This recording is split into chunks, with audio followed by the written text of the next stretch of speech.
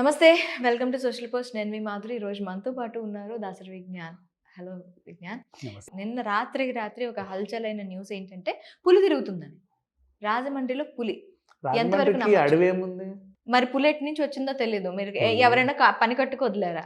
పని కట్టుకొని దాన్ని తీసుకొస్తేనే వాడినే చంపేస్తది. పులి ఎలా తీసుకొస్తారు? పట్టుకోవడానికి ఉపయోగించే బోన్లు తీసుకొచ్చి వదలడానికి ఉపయోగించలేరా ఏంటి? ఏమో నాకు రాజమండ్రికి ఒకసారి ఇప్పుడు అంబటి రాంబాబు అక్కడ జైల్లో ఉన్నారు. ఓహో! ములాఖత్‌కి వెళ్ళాలి. ఓహో! ఓకే. సెంట్రల్ ఆ! జైలు. ఒక పక్క సెంట్రల్ జైల్లోనే అంబటి ఓకే. రాంబాబు. ఆ! ఎవరైనా నేతలు వెళ్లి కలిసే ప్రయత్నం. హ్మ్. నాకు ఇవన్నీ నీకేమైనా ఒక సినారియా దీనికి దానికి 144 సెక్షన్ అక్కడ విధించడానికి ఏమైనా ఉందంట ఛీ! సంబంధం? సంబంధమే లేదు. ఎందుకంటే జైల్లో అంబటి ఒక్కడే ఉన్నాడమ్మా. ఎంతమంది ఖైదీలు ఉన్నారు?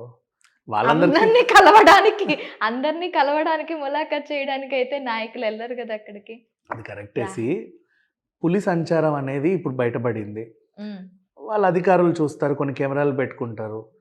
అది ఏ ఏరియాలో తిరుగుతుంది? అసలు ఎక్కడి నుంచి వచ్చింది? రాజమండ్రి వరకు వచ్చింది ఆ అడవిలో నుంచి అంటే ప్రమాదమే ఎంత కాదనుకున్నా. మరి కొన్ని కొన్ని పల్లెలు మనం క్రాస్ అవుతా ఉంటాం. అడవి క్రాస్ అయ్యకొచ్చే పల్లెలకి రోడ్డు మీదే హౌసెస్ ఉంటాయి వాళ్ళయి చిన్న చిన్నవి. హ్మ్. అంటే లైక్ చిన్న చిన్న హౌసులే. అంటే పులి గట్టిగా తోస్తే ఇరిగిపోయే తలుపులు కూడా ఉంటాయి పాపం. హ్మ్. అంటే మరి స్టాండర్డ్‌గా లేని వాళ్ళు. వాళ్ళకి భయమే గదా! ఇంకొంతమంది ఊర్లల్లో కొంచెం అదేంటిది చలికి గుడిసెలు. మంట కాచుకొని బయట ఇట్లా కూర్చుంటారు చాలా సేపు. పులొస్తే ఏమైద్దో తెలీదు. ఇంకొంతమంది బయటే పడుకుంటారు. కొంచెం ఏ చెట్టు కిందో అలా మంచాలేసేసి.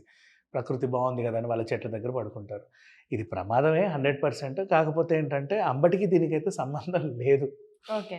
ఉండదు. ఎందుకు ఇప్పుడు ఎవడు పని కట్టుకొని పులిని ఎందుకు వదులుతారు? ఇప్పుడు సరే పోనీ జగన్ ఏమన్నా ప్రకటించుకున్నాడా? నేను అంబటిని కలుస్తా అని లేదు. ఆయన గుంటూరు ఎళ్ళాడు. వాళ్ళ కుటుంబ సభ్యులను పరామర్శించడానికి. ఎందుకు హ్మ్. గుంటూరు ఎళ్ళాడు అంటే ఇంటి మీద రాళ్ళేస్తే మరి చూడాలి గదా! ఎవరికైనా ఏమన్నా అయిందా ఏంటా అని ఒక భరోసా ఇవ్వడానికి, సెక్యూరిటీ బావుందా లేదా చూడ్డానికి ఒక మంచి పరామర్శ. హ్మ్. అన్ కాబట్టి చాలామంది అంటారు అసలు రాజమండ్రికే జగన్ ప్లాన్ చేసుకున్నాడు. అటు రాకుండా పులినేసారు. మరి గుంటూరులో కూడా పులిని వదలాలిగా ఒకటొచ్చి. వీళ్ళని ఆపడానికే అనుకుంటే.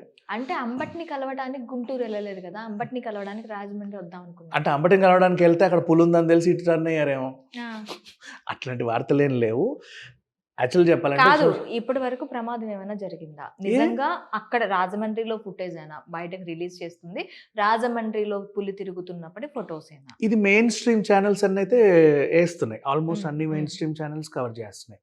రాజమండ్రిలో పులి, రాజమండ్రిలో పులి అనేసి. హ్మ్. ఇందాక గూడా నేను ఒక అబ్బాయిని అడిగితే అవును ఇది రాజమండ్రే అని కన్ఫర్మ్ చేశాడు. నీకెలా తెలుసా రోడ్ అని గూడా అడిగాను నేను. హ్మ్. ఏమో అన్నాడు మళ్ళీ. Don't know. బట్ పులికి, అంబటికైతే సంబంధం లేదు మా. ఓకే. సెంట్రల్ జైలుకి ఎందుకెళ్తది? అండ్ ఇంకొకటి సెంట్రల్ జైల్‌లో ఖైదీలే బయటికి దూకకుండా పెద్ద పెద్ద గోడలుంటాయి. పులెక్కుద్దా? నేను అంబటి గురించి పులిని వదిలారు, అంబటి మీద పులి వదిలారు ఆ! అంటం లేదు. హ్మ్. అంబటికి కలవటానికి ఎవరినైనా వెళ్ళటానికి వీలు కాకుండా ఈ పులి డ్రామా అనేది 144 సెక్షన్ కింద ఇచ్చేసి ఈ పులి డ్రామా ఆడుతున్నదా గవర్నమెంట్? ఆ రోజు 144 సెక్షన్ విధిస్తే, అంబటి మీద కక్షతో 144 సెక్షన్ విధించామనుకుందాం. హ్మ్. అది హ్మ్. సిటీ హ్మ్. రాజమండ్రి. అన్ని కమర్షియల్స్ ఆగిపోతాయి గదా! ఎంత loss? Hotel business loss, food business loss, commercial complex business అన్నీ లాసు. ఓకే. గవర్నమెంట్‌కి ఎంత లాస్ ఉంది? మీకు అంత లాస్ భరించి 144 సెక్షన్ వేయడం. గవర్నమెంట్ లాస్ భరించడానికైనా సిద్ధంగా ఉంది అని చెప్పి అంబటి ఇంట్లో జరిగిన దాడిని చూస్తేనే అర్థమవుతుంది అది మనకి. జనాలు జేశారు. గవర్నమెంట్ వచ్చి రాళ్ళేయలేదు గదమ్మా! జనాలు గదా చేసింది. ఈయన రెచ్చగొడితే రెచ్చిపోయిన జనాలే గదా! ఈయన మీదికి రాళ్ళేసుకొనొచ్చింది. హ్మ్. ఇప్పుడు నా ఇన్సిడెంట్ ఈయన ఒకటి చెప్తా. రెచ్చగొట్టలేదు. నేను ఇందాక వీడియో కూడా చూసాను. మన కన్వర్జేషన్ అయిన తర్వాత. ఈయన ఎవరిని రెచ్చగొట్టలేదు. ఈయన టెంపుల్‌కి వెళ్లి వస్తున్న క్రమంలో ఈయన కార్ ఆపి మాట్లాడిన సందర్భంలో జరిగినది అది. అవును. హ్మ్. అది అది ఏంటి? వీళ్ళు పరుష పదాలు మాట్లాడుతున్న టైంలో ఆయన దగ్గర నుంచి వచ్చిన రియాక్షన్ అది. అవును. ఇప్పుడు నువ్వు అందరిని కలిపి మొత్తం కుటుంబాన్నంతటిని కలిపి తిడుతూ ఉన్నప్పుడు, ఒక మహిళ కూడా ఉన్నారు అందులోని. ఆమె తిడుతూ ఉన్నప్పుడు, ఒక పర్సన్‌కి అనేదానికి కోపం వస్తుంది కదా! అంటే రెచ్చగొడితే రెచ్చిపోరా అంటే, ఆహ్, హ్మ్. ప్రజానాయకుడు, మంత్రి, మాజీ మంత్రి ఇట్లాంటి నాయకులున్నప్పుడు హ్మ్. రెచ్చగొడితే రెచ్చిపోవద్దు. రాజకీయ నాయకులు రాజకీయాల్లోకి వచ్చిన తర్వాత ఇక్కడ ఎవరు ఉన్న రెచ్చగొడతారు అది కాదు, రెచ్చిపోతారు. ఈమె కూడాను ఏదో సెక్రటరీయో లేదంటే ఏదో ఇదంటే కదా తను తెలుగుదేశం పార్టీలో. ఎవరైనామా రెచ్చగొడితే రెచ్చిపోకూడదు. అంటే అధికార పార్టీలో ఉన్నాం కాబట్టి మేము ఏమైనా మాట్లాడతాం. వాళ్ళనే కాదు వీళ్ళనే కాదు. ఇక్కడ మ్మ్. ప్రాబ్లం ఏంటి, ఈయన అరెస్ట్ చేయడానికి ఒకటే కారణం. వీళ్ళు మాట్లాడే మాటలకి సోషల్ మీడియాలో చాలా మంది కొట్లాడుకుంటున్నారు. ఓకే. మనుషుల్ని రెచ్చగొట్టే విధంగా వ్యాఖ్యలు ఉండడం చేత ఈయనను అరెస్ట్ చేశారు అంతే. అండ్ సరే అరెస్ట్ చేశారు, జైలుకి పంపారు. ఇప్పుడు ఈయనకు సంఘీభావం తెలపడానికి అందరు వైసీపీ నేతలు రాజమండ్రికి చేరుకుంటారు, ఒకరి తర్వాత ఒకరు, ఒకరి తర్వాత ఒకరు. వీళ్ళందరినీ రాకుండా చేయడానికి 144 సెక్షన్ వేసి పులి డ్రామా అని అంటున్నారు. ఇంతమంది కలవడానికి వచ్చినా జైలుకి ఒక రూల్ ఉంటుంది, ములాఖత్ 2 సార్లే వేయాలి వారానికి, అది కూడా వాళ్ళ కుటుంబ సభ్యులే వేయాలి. అందరు మొత్తం దేశం నేతలు అందరూ, ట్రంప్ అందరు రావడానికి లేదు అక్కడికి. ట్రంప్ ఎందుకు వస్తాడు కానీ చెప్తున్నా నార్మల్గా, అట్లా లేదు. అండ్ ఆ ములాఖత్ ఎందుకో తెలుసా, నువ్వు వచ్చి నీ సంఘీభావం చూపి అనవసరంగా ములాఖతులు చెడగొట్టొద్దు. అది వాళ్ళ లోపల ఆయన ఉన్నాడు, ఆయనకి ఏదో కొన్ని అవసరాలు ఉంటాయి, మా పర్సనల్ అవసరాలు ఉంటాయి. అన్నీ మైకుల ముందు వచ్చి నాకు అది కావాలి ఇది కావాలని చెప్పలేరు. ఇంట్లో భార్యకో పిల్లలకో అమ్మ అది తీసుకురండి ఇది తీసుకురండి అని చెప్తారు. ఆ అవసరాల నిమిత్తం వేసేది ములాఖత్ వాళ్ళకి. అంతేగాని మీరు అందరు వెళ్ళి సంఘీభావం తెలిపి వాళ్ళకు, ఇప్పుడు మీరు వెళ్ళారనుకో, ఇప్పుడు వీళ్ళందరూ వచ్చారు వైసీపీ వాళ్ళు, 2 ములాఖతులు అయిపోతాయి. నెక్స్ట్ నిజంగా భార్య పిల్లలు రావాలని కూడా ఆయన చేస్తాడు మళ్ళీ ఇంకో వారానికి. ఆ వారం అవసరాలు తీరవు, ఏమో ఉంటాయి పర్సనల్స్ కావాల్సినవి, ఇంట్లో చెప్తాం కానీ బయట అందరిని అడుగుతామా, లేవు కదా అట్లా. సో ములాఖత్ వేయాలన్న ఆలోచన అనుకోండి. ఫస్ట్ ఆఫ్ ఆల్ మీరు వస్తారన్న భయంతో అయితే పులి డ్రామా ఆడలేదు.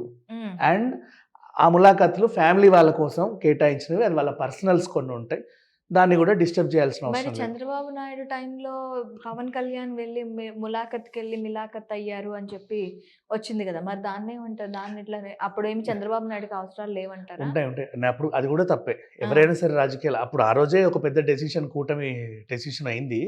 బట్ యాక్చువల్ చెప్పాలంటే ఎవరికైనా ములాఖత్ ఉన్నప్పుడు వారానికి 2 సార్లు ఉంటుంది. వాళ్ళకి కొన్ని అవసరాలు ఉంటాయి, అది ఫ్యామిలీ మెంబర్స్ భార్య కొడుకు పిల్లలు వాళ్ళకే చెప్పుకుంటారు. అట్లాంటి ఆ 2 ప్రీషియస్ దాన్ని అందరు వెళ్ళి డిస్టర్బ్ చేయొద్దు.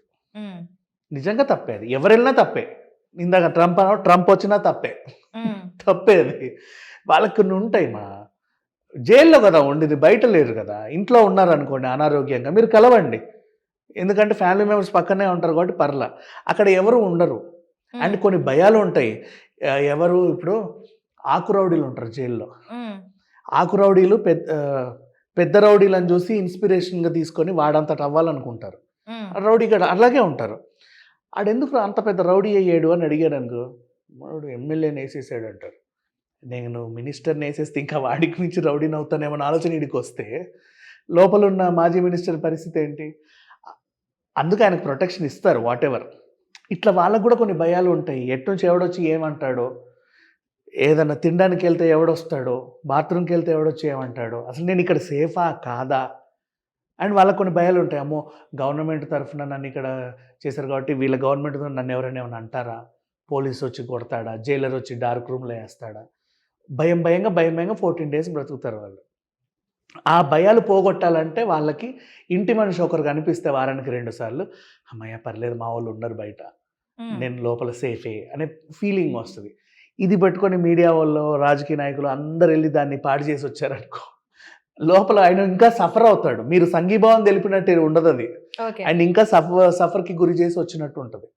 అండ్ ఇకపోతే రాజమండ్రిలో అడవి, అంత పెద్ద పులులు తిరిగి అడవి ఉందో నాకు నిజంగా తెలియదు. నిజంగా రాజమండ్రి పులేనది. అది కాదు, నేను పుట్టి బుద్ధిరిగి ఇంతవరకు రాజమండ్రిలో పులి తిరిగిందని కానీ ఇది కానీ ఎక్కడ వినలేదు. ఎందుకంటే నేను 2020లో ఒకసారి మనకి కేబీఆర్ పార్క్ చుట్టూ పులి తిరుగుతుంది అని చెప్పి కూడా మనకు ఒక న్యూస్ హల్చల్ చేసింది. అది ఏంటి అంటే మళ్ళీ తర్వాత అది డీప్ ఫేక్ వీడియో. మన ఎమ్మెల్యే చెప్పినట్టు అది డీప్ ఫేక్ వీడియో. అది తిరుమల తిరుపతిలో సంచరిస్తున్న పులి, అది కేబీఆర్ పార్క్కి ఆ పులికి సంబంధం లేదన్న వార్త కూడా వచ్చింది. సో ఆ రోజు పాపం బంజారా జూబ్లీలో ఉన్న వాళ్ళందరూ భయపడి ఉంటారు, చాలా చాలా భయపడ్డారు. ఆ టైంలో మేము నాకు నైట్ డ్యూటీస్ ఉండేవి, నైట్ డ్యూటీ కూడా ఆపకుని నేను ఇంట్లో కూర్చోవాల్సి వచ్చింది.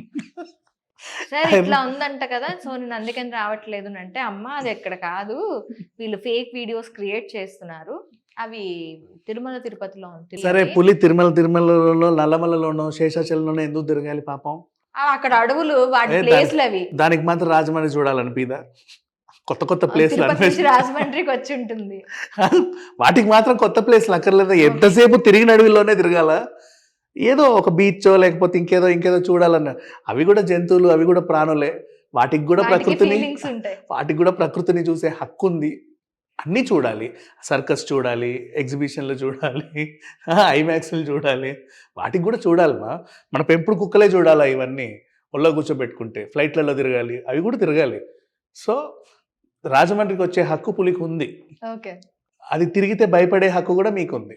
కానీ అది అక్కడే తిరుగుతుందా లేదా అనేది కొంచెం ఐడెంటిఫై చేసుకొని తర్వాత భయపడి 144 సెక్షన్లో ఏవో విధించుకుంటే ఓకే. లేదంటే కమర్షియల్ ఆగిపోతే బోల్డ్ అంత బిజినెస్ లాస్ అవుతుంది. కమర్షియల్ ఆగిపోవడం అంటే పాపము స్ట్రీట్ బిజినెస్ వాళ్ళు ఏం చేస్తారు ఇప్పుడు పొద్దున టిఫిన్లు పెట్టాలంటే నిన్నటి నుంచి వాళ్ళు ప్రిపేర్ చేసుకుంటారు, అదంతా లాసే కదా వాళ్ళకి. అట్లాంటి వాళ్ళు చిరు వ్యాపారులు బోల్డ్ అంతమంది ఉంటారు. పొద్దున పానీపూరి పెట్టాలంటే వాడు నిన్నటి నుంచే బట్టలను ఉడుగు పెట్టుకోవాలి, మార్నింగ్ ఇంకేదో చేయాలంటే వాడు నిన్నటి నుంచి ఏదో ప్రాసెస్ చేయాలి. ఇట్లాంటి వాళ్ళందరికీ లాస్ అది.